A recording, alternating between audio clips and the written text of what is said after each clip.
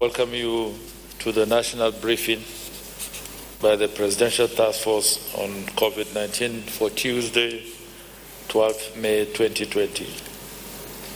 Today, the Presidential Task Force participated in the commissioning of a 300-bed treatment, testing, and isolation center along with a 54G laboratory in Abuja. The facility was powered by a consortium of like-minded partners, and on behalf of the Presidential Task Force and the entire nation, I say a very big thank you to the Sahara Energy Group, the This Day Media and Technology Group, COVID, AFC, CCECC, NMPC, and the Central Bank. The world is in the midst of a dangerous pandemic, and one key solution to it is collaboration and partnership. The power and benefits of partnerships have been vividly demonstrated in the Jack Ma support, the United Nations One Basket Fund, the interface with other nations, the intervention by individuals and corporate citizens within and outside Nigeria. The list is endless, and we say thank you to all of these partners. As we continue to learn the lessons from COVID-19 by fortifying our health systems and infrastructure against present and future pandemics, I wish to remind Nigerians that there is still a lot to be done and investment to make. The Presidential Task Force mentioned at the briefing on Monday, yesterday, 11th May 2020, that it had commenced focus on community ownership, guidance, acceptance, and implementation in the control of COVID-19. This certainly requires a great deal of investment in strengthening our primary health care system, the manpower, and the infrastructure. I therefore call on other cooperative citizens and public-spirited individuals to play significant roles by injecting the much-needed investment into the rural health infrastructure. Given the impact of COVID-19 on global economy and our national income, it has become obvious that government alone cannot bear this burden. Since the recording of the index case, Nigerians have clamored for research into homegrown solution to COVID-19. The Presidential Task Force, as part of its mandate, has continued to promote research and wishes to repeat its appeal to all our researchers to go through the validation process so as to enable humanity benefit from their hard work, and they in turn benefit from the intellectual property rights associated with such research. The Presidential Task Force on COVID-19, at virtually all its national briefings, consistently pleaded with Nigerians for their support and understanding, especially in complying with the advisories and guidelines issues. We also shared our assessment of the level of compliance and the risk associated with non-compliance. I wish to use this medium to once again underscore the imperative of collective survival, because the lack of compliance by any person or group of persons poses a threat to all of us. Particularly, the Presidential Task Force has become aware of the ongoing practice of sharing masks and picking of masks from recycling or recycling from dump sites. This places a lot of responsibilities on all of us to be self-educated and to educate others. The following points I emphasize. With the exception of fabric masks, every disposable mask used is a hazardous medical waste and should be disposed of properly, preferably by burning. It is very risky to share masks as the virus is capable of remaining on surfaces for several hours and you could get infected through the processes of sharing masks.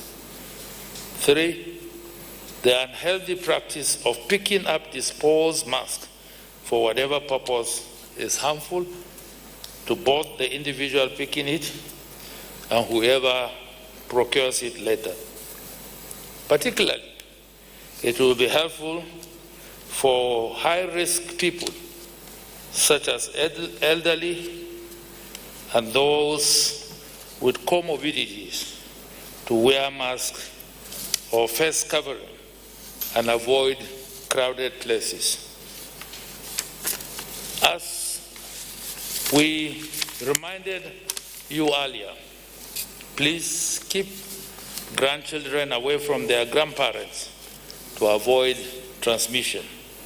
Most importantly, emphatically say no to stigmatization. Let me say once more that the primary responsibility of government is to protect the lives and property of all citizens.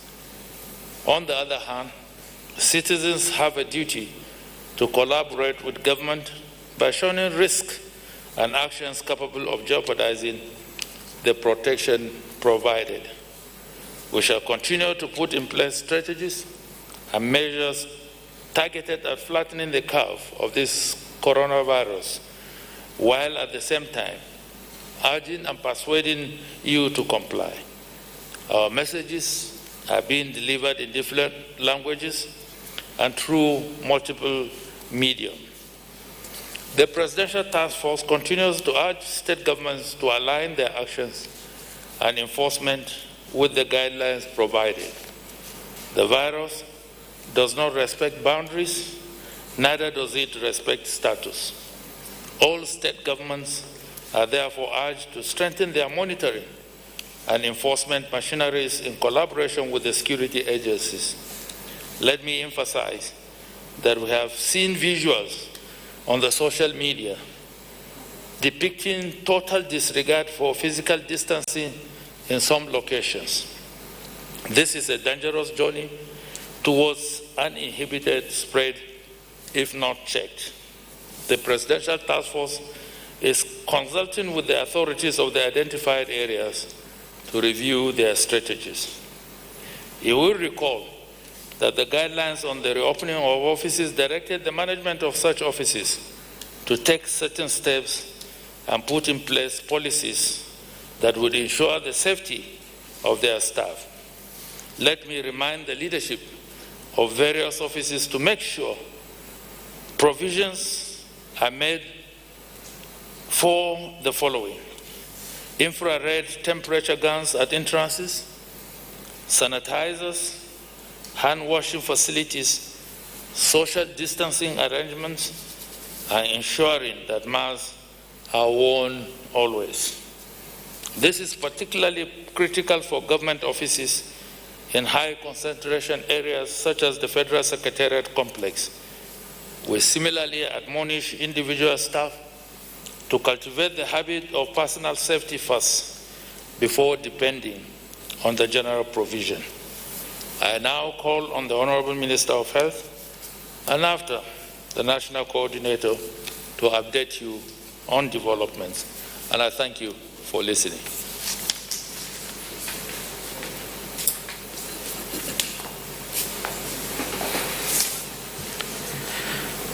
Good afternoon, everybody.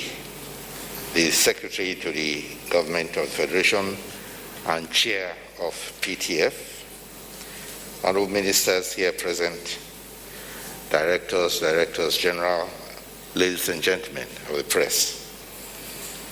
As at this morning, the 12th of May 2020, 242 new COVID-19 cases were confirmed in Nigeria, giving us a total of 4,641 in 34 states of the Federation and the Federal Capital Territory, with unfortunately 150 fatalities recorded. 902 cases have happily been cured and discharged from care.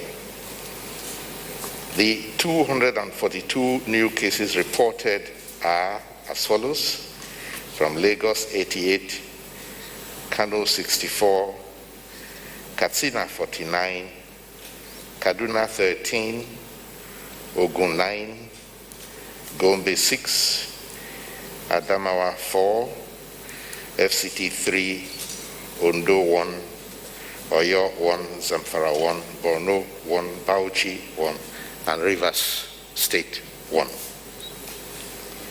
The Federal Ministry of Health is working with its agencies and other organs of government and multinational organizations in continuous efforts to control transmission with tried, tested, and innovative measures.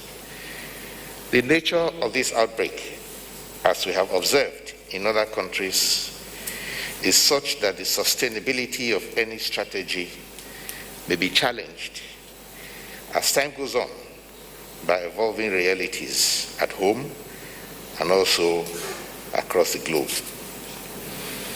We must therefore be ready to adjust to the situation as it changes. To reduce our burden, we encourage organs of the state maintaining vigilance at our borders, including our port health services, to keep up the good work and not to tire or to relent. The Federal Ministry of Health has been closely monitoring and reviewing the unfolding situation in some states where COVID-19 appears to have gained ground. We had responded to the situation in Kano by dispatching a team of medical experts that is providing technical support to the State Ministry of Health. I am pleased to inform that the team has done very well in their assignment and has reported a lot of success in helping to stabilize the state's health system, to assuage the disquiet among health workers who are going to restart routine service delivery, particularly immunization, antenatal clinic, and so on. No new infections of health workers has been reported in the line of duty in recent times due to all the training and retraining that has gone on. And those who have recovered from their infection are awaiting certification to resume work. A Federal Ministry of Health delegation of experts is presently in Bauchi State on a fact-finding mission to work with the state government and look into reports of unexplained deaths in Azare, Bauchi State. Other high-burden areas or states grappling with epidemic control issues will be offered the same support. We have recently had such delegations visit Jigawa and Katsina State, where needs have been identified, and we are looking at ways of supporting Katsina State with a 54-gene laboratory, as was displayed today, to reduce turnaround time and waiting time. In this connection, I also wish to commend the ongoing initiative being developed by the Governors Forum to rally available human resources for health volunteers from some states to support high-burden states with manpower shortages. I'm encouraged by recent conversations with Their Excellencies, the Governors of Lagos State and Ekiti State on this subject. The Federal Ministry of Health, through NCDC, has already printed the mandatory institutional quarantine guidelines and NCDC crew kit for returnees coming in from the diaspora. As we have continued to ramp up COVID-19 testing capacity by adding 3 new molecular laboratories to our network, Benin City and 2 in Port Harcourt, which brings the total number of facilities with molecular laboratory capabilities to 25. An expert advisory team is to be set up to assist with our audit of laboratory processes with a view to offering suggestions on strategies to reduce testing turnaround time and other issues of matter of interest to users.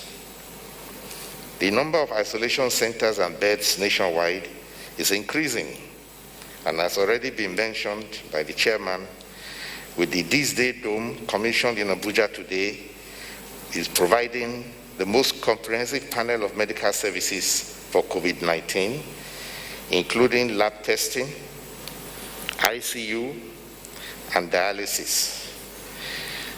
It was handed over to the Federal Ministry of Health and the Federal Capital Development Authority, and it signals a landmark in collaborations between public and private sector to fight this common enemy.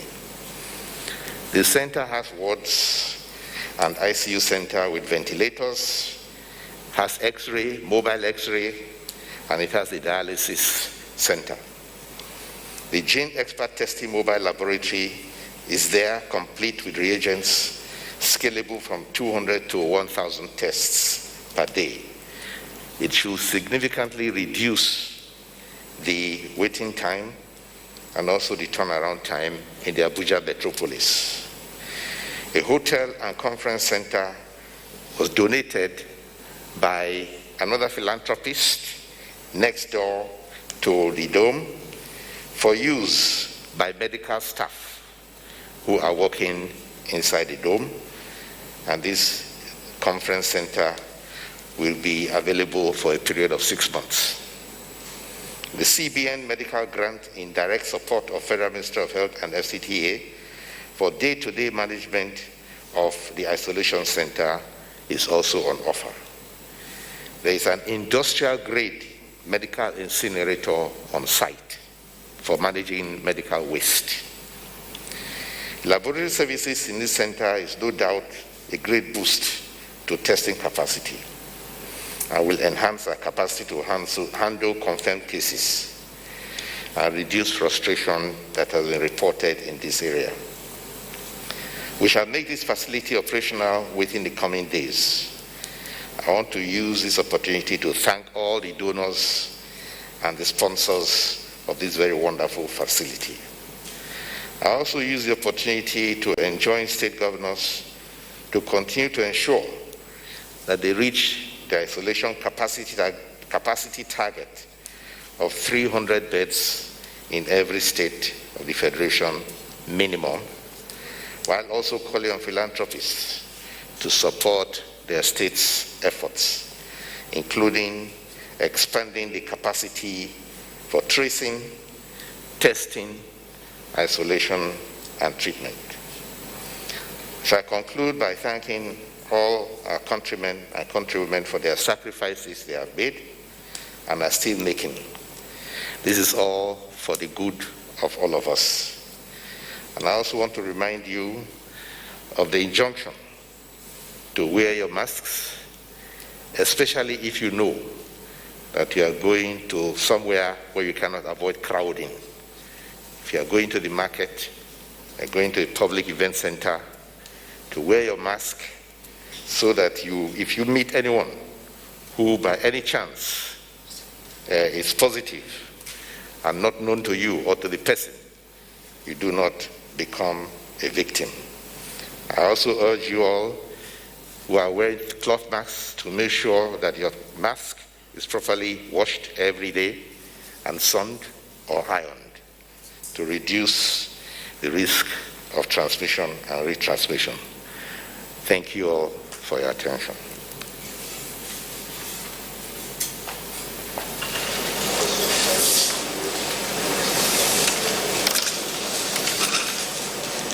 Chairman of the PTF, members of the Presidential Task Force, ladies and gentlemen of the press, good evening. I want to first of all start briefly by talking about the Madagascar cure, because there's been a lot in the press recently. As directed by Mr. President, I want to state again that any medication coming into the country, whether it's a herbal cure or concoction or a proper drug, has to be subjected to the normal regulatory process. The Madagascar cure will be subjected to the normal process we expect within the legal frameworks and guidelines that we have, more importantly, to not only to establish the drug efficacy, but also the drug safety. As stated by NAFDAC, no drug and related product can be manufactured, imported, exported, advertised, sold, or distributed in the country unless legally registered. So this drug will go through the normal expected process, which will be quite stringent before it can be administered to anybody within the country. In terms of interstate travel, the PTF continues to see disturbing trends where vehicles are carrying large numbers of people across state borders.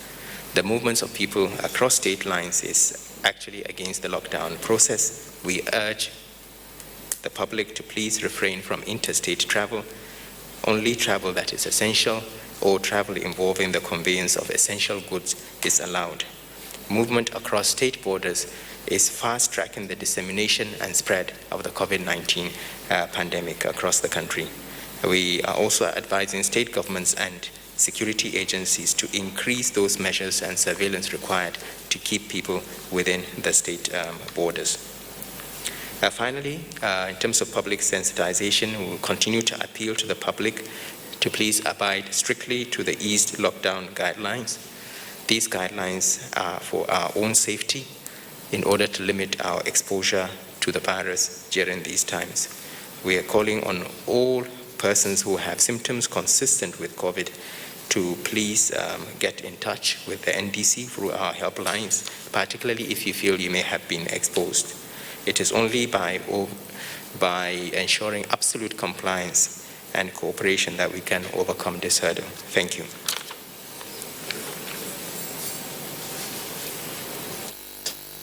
Thank you. We will move quickly to the question session.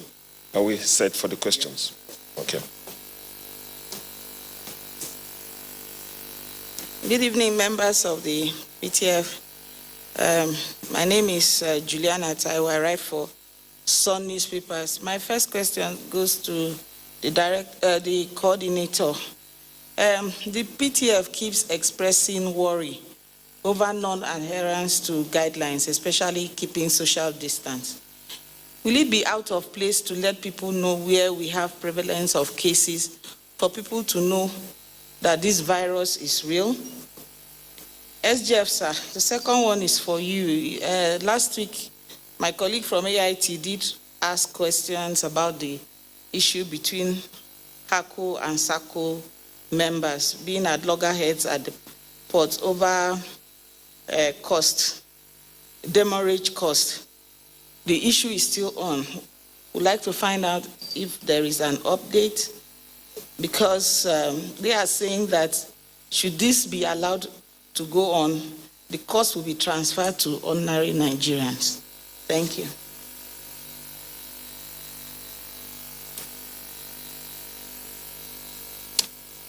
The chairman of the PTF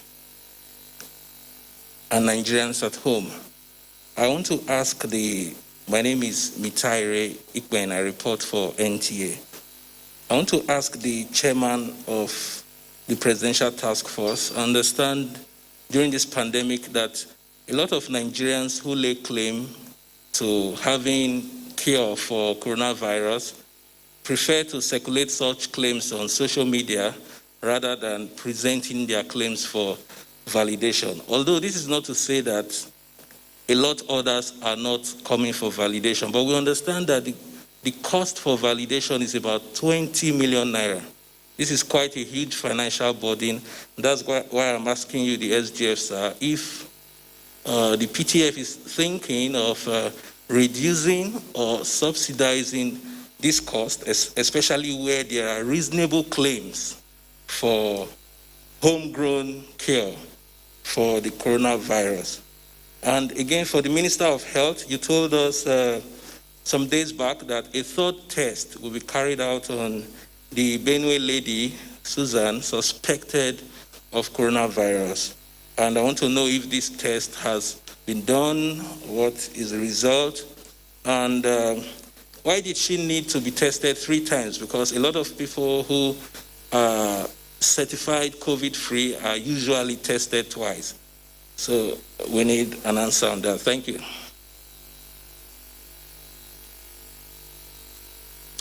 Good afternoon all. My name is Friday Okeribe. I'm a reporter with Channels TV. I would like to direct my first question to the Minister of Health. You told us here some weeks ago about the estimated numbers of health workers that were infected. During your brief, you just told us that some of them have recovered. I'd like to know how many health workers have recovered that are waiting for recertification before they return to work. I'd also like to know what the PTF is actually doing with the warning it issued at the beginning of the relaxation. Some of the warning include that those who fail to use face masks and those who violate some of the protocols, like the one about interstate travel, will be prosecuted. And now we keep seeing the PTF appealing. What has happened to that? Was that just a mere threat? Or why have you not prosecuted anybody? And lastly, too, on this platform, the Minister of Humanitarian Affairs constantly said she will go ahead with the feeding of school children, even though they are at home. Now, the PTF has not advised against it, even though we know that the register that the minister has, that they are using in feeding the children, only has information about the names of the pupils and also the school that they attend. There's no information about where their address. There's no information about their phone numbers. So why is the PTF not discouraging that, knowing that it will be difficult to actually locate these children at home? Thank you. Good afternoon all. Rachel Abuja from the News Agency of Nigeria. My first question is for the Minister of Health.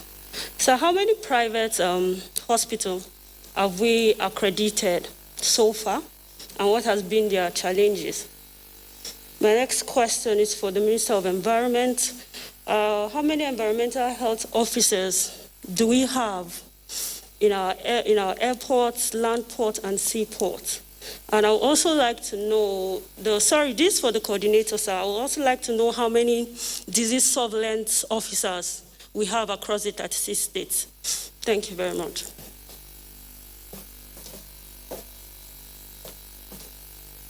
The Chairman, the National Coordinator, members of the Task Force, my colleagues. My name is Amaka Ode. I report for Arise News. And my first question goes to the Minister of Health. Well, sir, you've just told us that you have received the report as to the unexplained deaths in Kano. So when can the public really get more information concerning what was discovered? Because we're now seeing a similar situation play out in Yobe, Katsina, and the rest. So we would really like that to help us, understand what is happening. And my next question goes to the National Coordinator. Well, sir, you spoke about sometime last week that those who have relatives who unfortunately have lost their lives not due to COVID, you said this can be tagged as essential travel. Well, some Nigerians want to know the protocol involved in them getting the pass to be able to take their dead relative home for burial.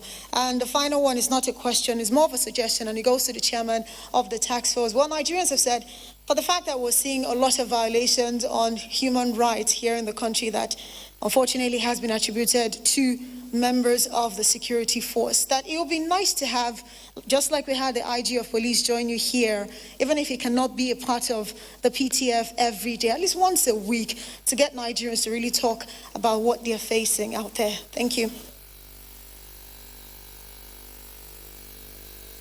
Good afternoon, all. My name is Abbas Adebowale Jimo from Daily Trust. The first question is for the Honorable Minister of Health. The medical and consultant physicists who are in charge of treating the cancer and related cardiovascular diseases, they complained they were not mentioned during the insurance and palliative for health workers, despite being part of the front line that attend to underlying ailments during the treatment for the COVID-19. They want their case to be addressed. The second one is that, also for you, sir. Okay, the medical physicist, consultant and medical physicist taking care of cancer and other related ailments. And they are also part of the frontline health workers taking care of treating the COVID-19 cases as part of the underlying ailments. They said they were not mentioned when you roll out the MOU, taking care of the interest of frontline health workers. So they want their case addressed. The secondly is also that the Nigerians wanted to know the updates on the Chinese medical experts in the country. What have they been doing? If they are here, they wonder why we still have to be reaching out to the medical personnel in Beijing, China, when they have representatives here that we can interface with. Then this is for the chairman, sir. The Hotel Owners Forum, Abuja, they said they've written to you offering their properties free of charge to the government as isolation centers. And yet they said that it was announced here that they were not cooperating with government to leave their properties for this kind of a noble cause in the name of the country. Thank you very much.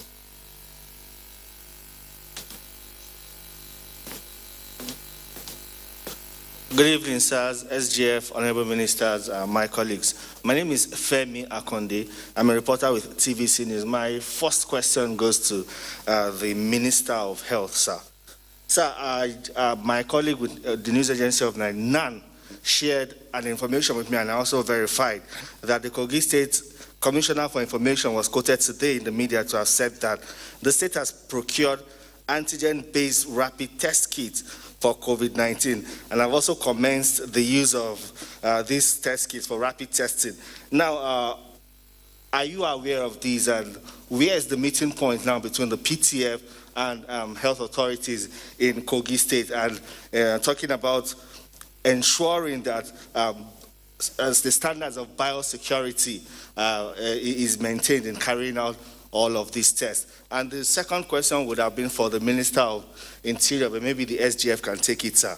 It's about the movement of Almajiris. I know you have said that, you have spoken about that often in the past, that this movement is banned in line with a ban on interstate movement. But the question now is, what happens to these Almajiris? We've seen them turn back from states when they get to the borders, security operatives intercept them and turn them back. But we don't know what happens. Where did they disappear? Where did they go to? People are wondering, and people are saying maybe they might have found their ways into other communities. Are we keeping a track on this? Thank you.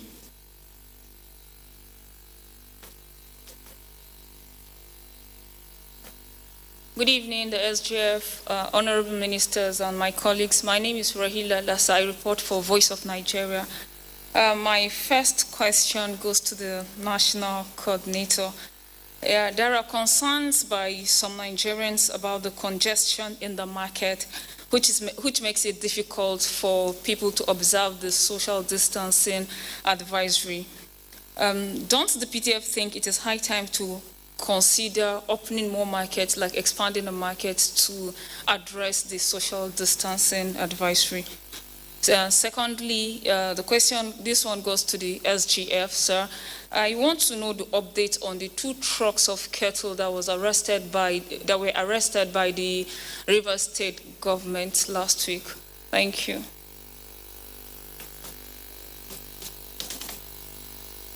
Thank you. We have taken all the questions, and we'll be taking responses now from the Honorable Minister of Health, the National Coordinator, the Honorable Minister of Environment, and the SGF. We start with the Minister of Health.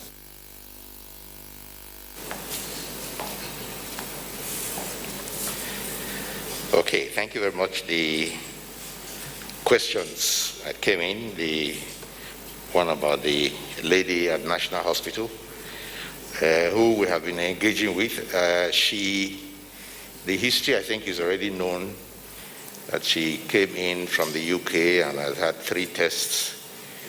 She is due for another test which she has refused to take. And we strongly believe that she is quite by now definitely negative, but we need to be able to document it because we also work with guidelines and work with the guidelines released by World Health Organization, which we follow. But in order to document it, I called her on phone and persuaded her to just let them take the test. And she gave me the condition that first they must give her all her results from the past. Then she will agree just to take a specimen. Those of you who have done it here know how simple it is. And I gave the instruction. They took all her results, photocopied all of them, and gave them to her. But on the day of the test, when NCDC got there, she told them that she wanted the test to be taken by World Health Organization. And then that the test should not be done in Nigeria, they should send it to UK to go and do the test. So that seemed to be a very difficult order. It demanded that it must be done in the UK and that the specimen must be taken only by WHO. So it's becoming a very odd drama. It was reported to me, so I called her again and I said, why have you changed the conditions? You said you wanted your results, you have your results. And she wrote a text to me saying I should consult her lawyer. She has taken a lawyer. So that was just yesterday, I think. So we're going to continue with the lawyer business. But it's only just to document that she's okay and to leave. But it seems to be a drama that is playing out there. So that is the situation with the lady. But she's quite well. She's in good health.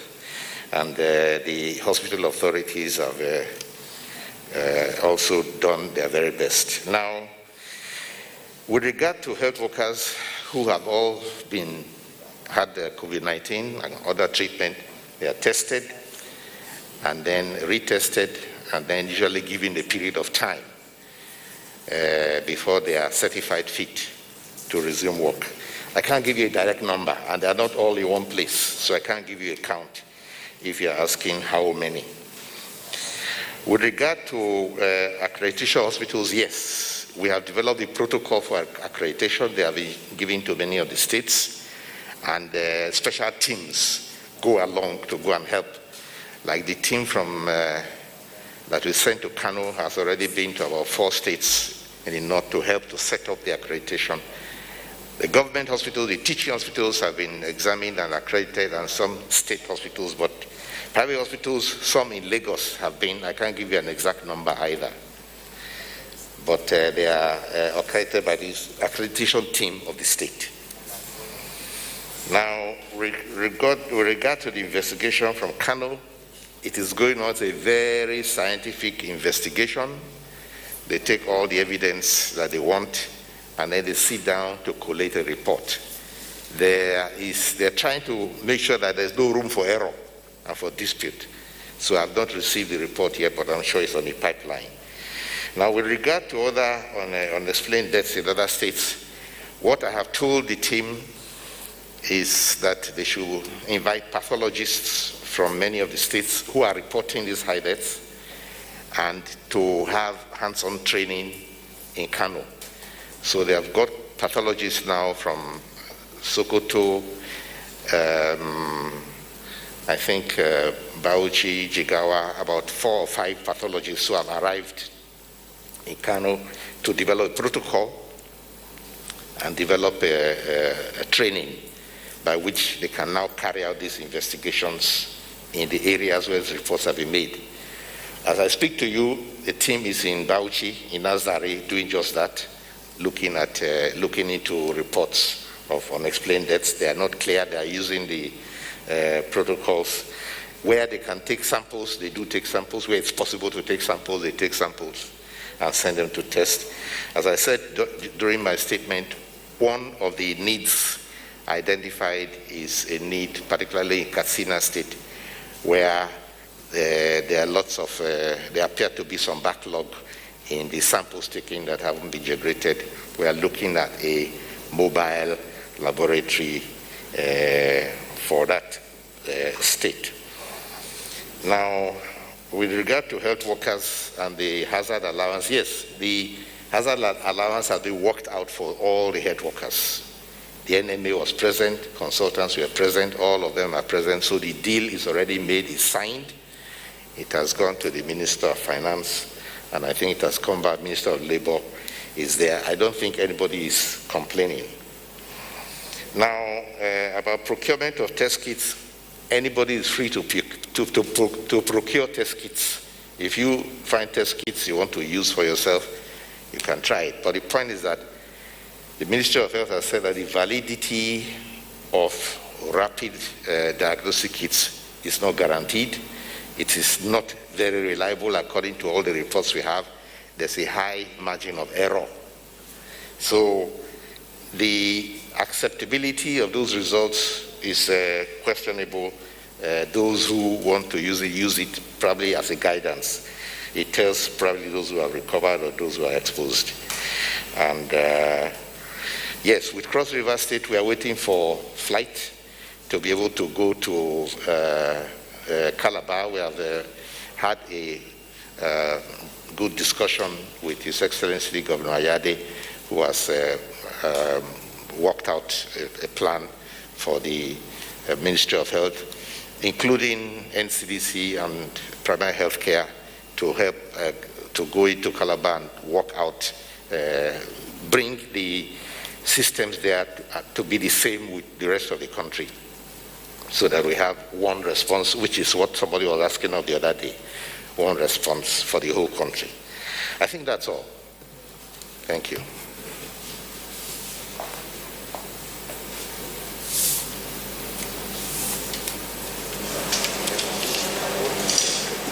I think there are several questions. The first one had to do with the issue of non-compliance and what the PTF is doing about this, and I think it dovetails into the other question about whether the PTF is a toothless bulldog.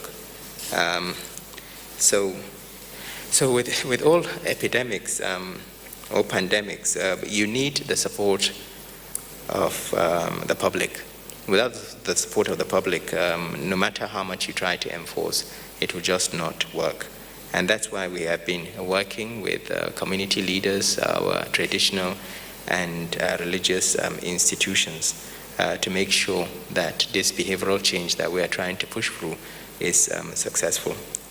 Nevertheless, we're actually quite pleased, and we do support state agencies that have been implementing fines, penalties for people who have been violating the guidelines. And we'll continue to work with the public. This is all about behavioral change. It's not easy if you are curtailing people's freedom when people are used to doing things in a particular way. But the most important thing is to ensure that there is enough awareness going on, and we're all aware of the risks that we're taking by breaking the guidelines, especially by going out when we don't have to, not maintaining physical distancing, etc. In terms of people subjecting their claims to scrutiny when it comes to drugs, again, the PTF does welcome innovation, especially if this innovation will lead to new therapeutics. There's no doubt. But as I said earlier, drug development has several phases. You have the initial discovery and development phase, you have preclinical and then clinical studies, and then you have regulatory review. And after licensing, you then look at post-market survey to make sure that there aren't any antecedent side effects that have not been noticed during the period of drug development. And this will apply across the board, regardless of whether it was discovered during a pandemic or it was discovered during a period when there was no urgency. We will continue to work with the different arms of government to make sure that the regulatory part of drug development continues to be valid, purely for the safety of our own people, more than anything else. Another question had to do with pass for essential travel. So yes, if you do need to travel for essential reasons such as bereavements, feel free to email us on PTF COVID-19 at osgf.gov.ng. We will need evidence in terms of documentations, and we'll provide you with clearance. We have already been doing this. This is part and parcel of what our Secretariat does.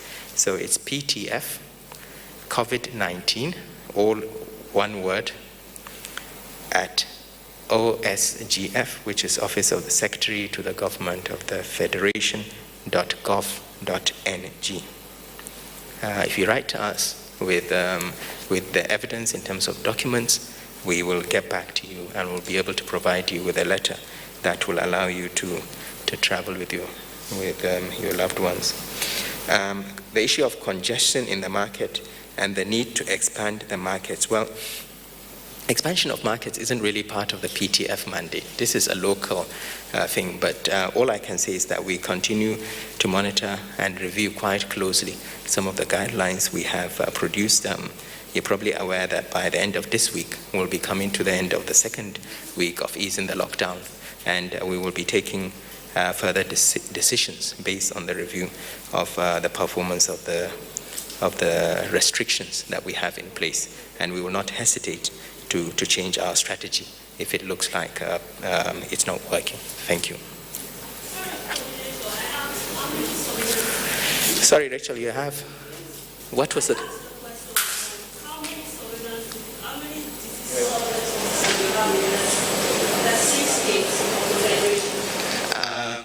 Well, Rachel, I'm afraid I don't have that number, but we can certainly find out for you. We can ask the relevant people and then get back to you, okay? Thank you.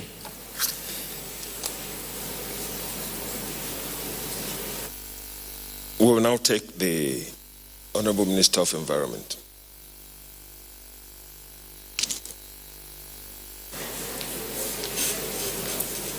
The question is, how many environmental health officers do we have at our borders, land, air, and sea? Beginning with the land borders, we run 3 shifts of 8 hours, and we have 2 environmental health officers per shift, making a total of 6 at land borders. Our air, that's airports, we have 8, again 3 shifts, so 8 per shift, making a total of 24 for airport times 3. The same thing with the land sea border. We also have 8 per shift, 3 shifts, making a total of 24 covering any land border. So it's 886 for airport, sea, and land. Thank you.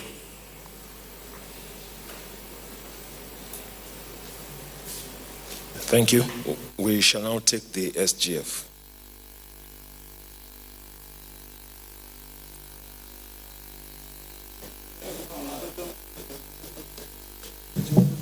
Okay. And there was a question for the Minister of Humanitarian Affairs. Can you come and repeat the question?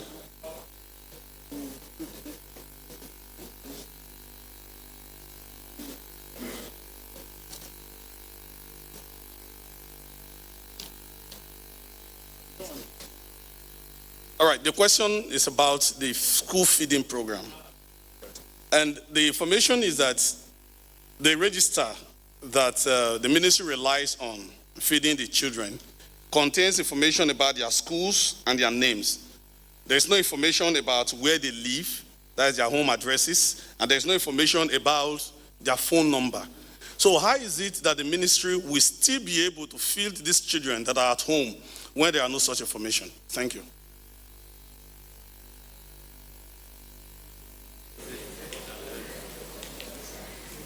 Thank you very much, the chairman of the PTF. members of the PTF, and distinguished ladies and gentlemen of the press.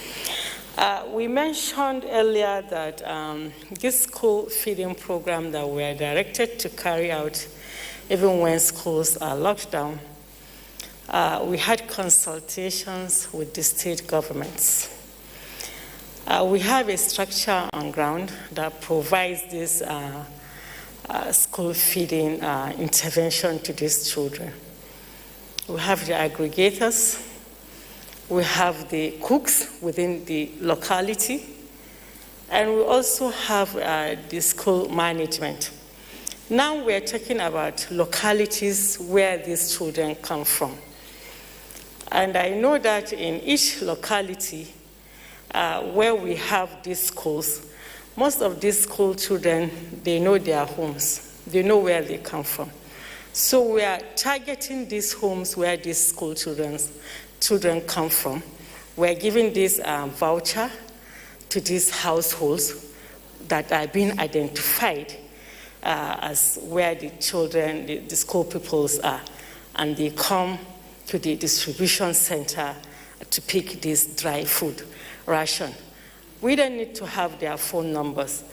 It's a small community where these schools are, and it's like everybody knows everyone in that community. They know the children that attend this public school, and this is the structure we're using. We're using CSOs, we're using NGOs, we're using security operators, the DSS, the ICPC, the EFCC, and all the security structures on ground to make sure that these things are being properly monitored and evaluated. We have just flagged up the inspection of these stores and facilities where this food have been taken to, and by Thursday, God's willing, we are going to flag off the FCT food distribution to these households where these children come from. Thank you very much. I said dry food ration for 1 month. Thank you. Thank you, Honorable Minister of Humanitarian Affairs. We'll take the SGF now.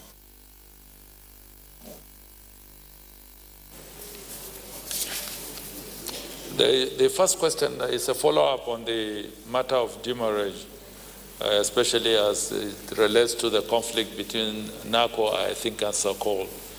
I had reported that to the Honorable Minister of Aviation, who promised that he was going to be here today to give a clarification in respect of that, but unfortunately he's indisposed. But I can assure you that we'll follow up on that and he gives the clarification, because that had to deal with his industry, so I defer to him, being a member of this committee, to give that explanation. So that will be given.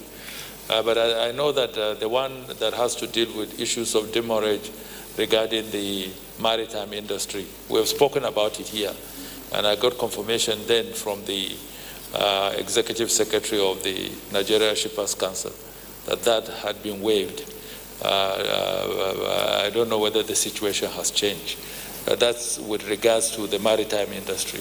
This one has to deal with issues of aviation, and like I said, I've thrown that back at the Honorable Minister of Aviation. I think he will join us tomorrow, and he should be able to give clarification in respect of that. Well, the other question has to do with subsidy or some kind of discount with regards to validation processes. I think the appropriate person to have dealt with that is the Honorable Minister of Health, because the agencies that deal with validation of drugs and all medical consumables fall under his jurisdiction. Basically, those institutions are either the National Institute of Pharmaceutical Research, NIPRI, or the Nigerian Institute of Medical Research, and NAFDAC. These are the ones that deal with things that have to with consumables, food and drugs, and the processes of their certification.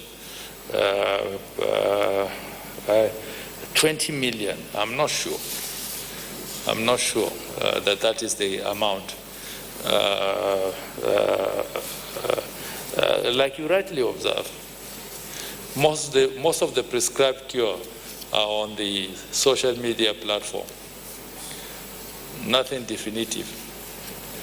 I read one article that alluded to the fact that we should give patients to be tried for a trial purpose. I felt that's not the way to go. The American equivalent of our NAFDAC, I think yesterday or so, had given authorization for a particular administration of a particular process.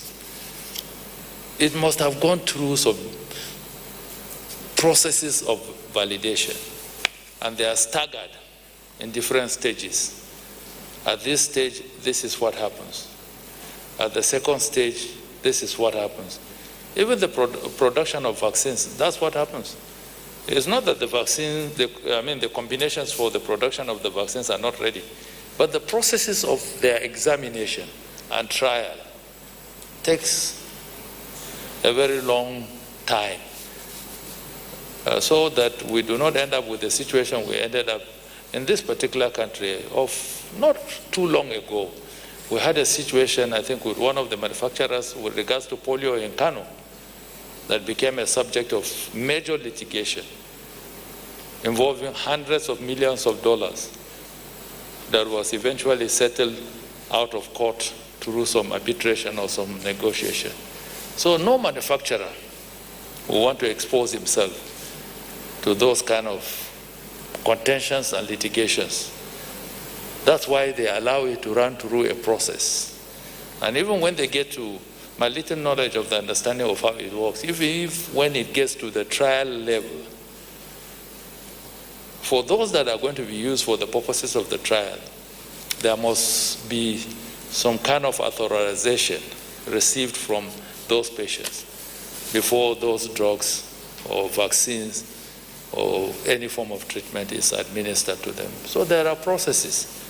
My encouragement to our people, our researchers, and those that are involved in the processes of manufacturing drugs, especially our homegrown cure, they should be patient and they should run it through a process. And that is the only way we can have it validated. But I think when the question was to see if subsidy can be put in place, I think the Honorable Minister of Health would look at all these things, because we are so much in a hurry to obtain a homegrown cure. And all the countries of the world are doing similar things, trying to abridge even the processes of the trials to shorten the time. Ordinarily, from the little literature I've read about COVID-19, is that we are not expecting any vaccine to be on the shelf until 2021, towards the end of 2021. That's for even industries that have perfected the processes of manufacturing of this vaccine. I was listening to the CEO of Johnson & Johnson, who was saying that by the end of 2021, they should be able to provide the world with about a billion in terms of quantity of vaccines. Towards the end of 2021, we're in 2020, and this is the time that the COVID-19 is ravaging the entire world. But they are not in a hurry to release those drugs. So my appeal to our homegrown researchers and those that are involved is, let them be patient, let them go through the protocol of validation, so that at the end of it, if their drugs or their syrup or whatever they produce is found fit for human consumption or administration, they will receive the appropriate certification. But in terms of the amount, the Honorable Minister of Health is here. He supervises those agencies. I know he will look at it if it's a thing that can be considered for discount. The other issue is with regards to the presence of the police. We'll make it a point of duty probably once a week. We get one of the law enforcement agencies. We have permanently on the committee the Office of State Security. But most of the questions have always been in the issues of the police being the lead agency with regards to internal security. So they are always the face of the security and intelligence arm in this kind of situation. But let me assure you that we are working collaboratively even with the National Human Rights Commission. Yesterday or the day before yesterday, I got a letter from them addressed to the various departments and also the Minister of Police Affairs, cataloging the infractions on human rights conducted during the last 1 or 2 weeks. And it is expected that the agencies will respond to those allegations and processes of investigations will be put in place. So we take note of that. If that will provide our people some comfort, we'll try to shortlist them to also speak to the nation about what they are doing and eliciting the support of our people so that we can work in concert to deal with the issues as they arise. Hoteliers haven't written offering their hotels. Well, I think the Honorable Minister for Foreign Affairs will tell you of his experiences when he was now ready to get the hotels. It's one thing for the people to say we offered our hotel. When it is time to get the hotel, that's when the issues begin to arise. But we are fortunate. Some understood the need of the time and they made their hotels available. And that's how we've been able to bring in the number that we have brought in. And as we recycle these ones after the 14-day quarantine, the exit, the processes of decontamination of the hotels would be put in place so that we can receive a new batch of people to come in. I hope the states too will take note of that, because you can see that it's just because of the fact that it is the federal government that is handling the evacuation. If not ordinarily, all these provisions are supposed to be made available at the state level, and the state ought to take the responsibility of providing those things. Almajiris sent back after having been intercepted, and you don't know, you see the interception, and when they are asked to turn back, but you don't know the next destination they get to. Well, I think invariably most of the times when they are intercepted, they are asked to go back to the places from where they are coming from. That's what I think happens, because that is the only destination they know, and they are always referred back to those various destinations. But as a matter of policy, the Presidential Task Force has stated several times that this is not the time. One, we have a protocol that says that interstate movement is banned. And this came as a result of input from the state governors. You must have seen the letter they wrote us, urging the federal government to make it of federal application, because that will carry more weight. It is different for one state to block its borders or to ban interstate travel across its borders. If it does not apply, if it does not have universality of application all over the country, the effectiveness will not be there. Now it's been put in place. So the subnationals that even requested for that should not be seen as the ones that are also disregarding what they requested for. Because if you say interstate travels are banned, except for essential services, I don't think the movement of Almajiris at this time is an essential service. So I prefer to leave it at that. So as much as possible, most of them have received, some have returned. And I believe that those who are returned were returned like back to sender from where they came from. Cattle rearers who were intercepted too in the process of moving across state borders, particularly in the south and the southeastern states. I've taken up that with the Minister of Agriculture and Rural Development because he has a subcommittee that deals with movement of farm produce, agricultural inputs, and the rest. And I've also taken it up with the IGP, the Inspector General of Police, because he leads the agency that is the lead agency in terms of facilitating the movement across the country. And what I need to do now is to ask for response from them as to what has happened with those situations. But it's a little bit difficult and complex because, like you saw the governor of Kaduna State climbing a truck and looking into the truck and finding people in the midst of foodstuff. So it creates a lot of problem even for the state administration in wanting to ensure that, yes, we allow for movement of foodstuff across our borders, but not with a large number of human beings that kind of defeat the intended purpose of the ban on the state travel.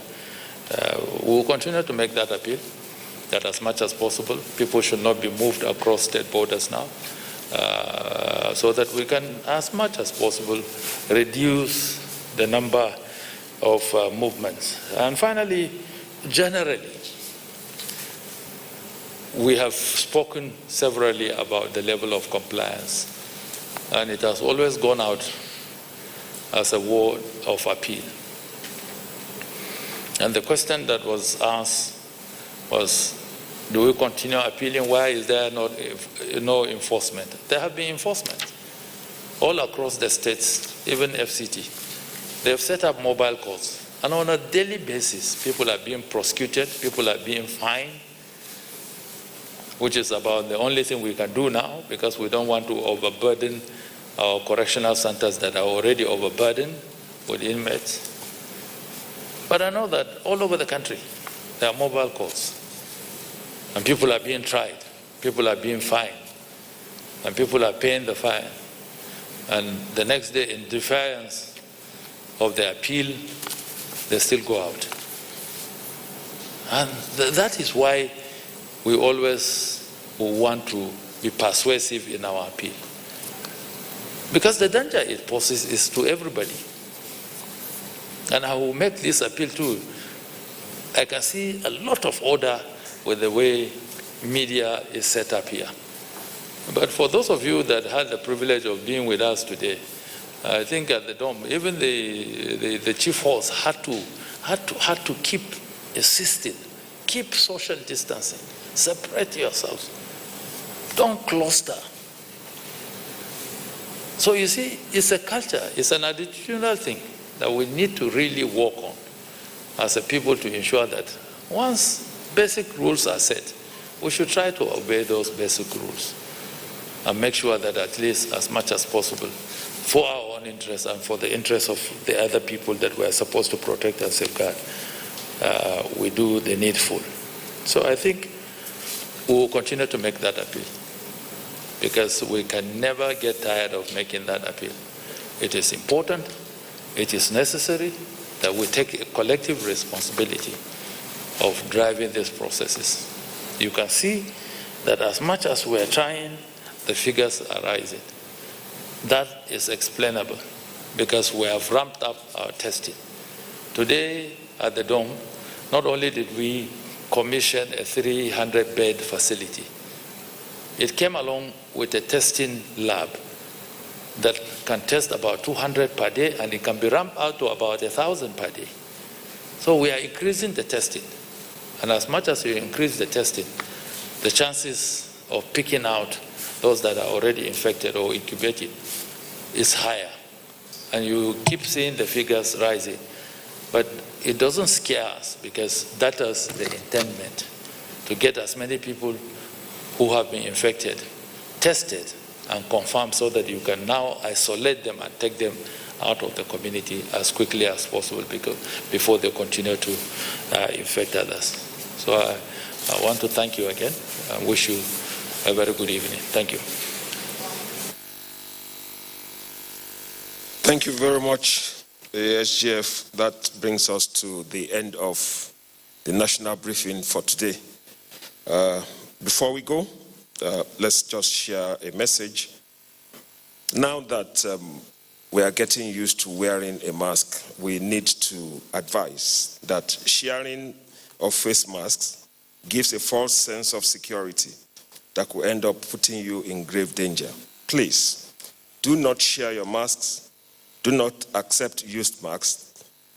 Always wash and iron your fabric masks, and at the end of the day, dispose your used masks by burning every day, every time. God bless Nigeria. We thank you very much. We hope to see you tomorrow.